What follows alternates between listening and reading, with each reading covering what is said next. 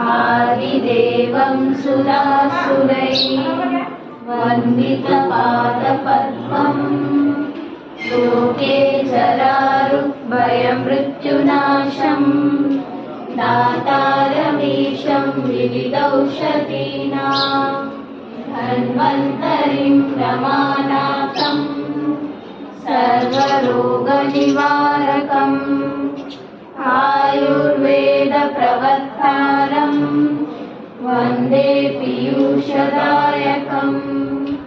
सर्वे जनाः सुखिनो भवन्तु, सर्वे सन्तु निरामयाः। ॐ शान्ति शान्ति शान्तिः। ॐ श्री धन्वन्तरये नमः।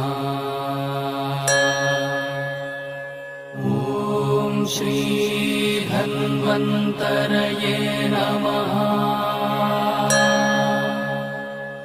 ॐ श्री धन्वन्तरये नमः। ॐ श्री धन्वन्तरये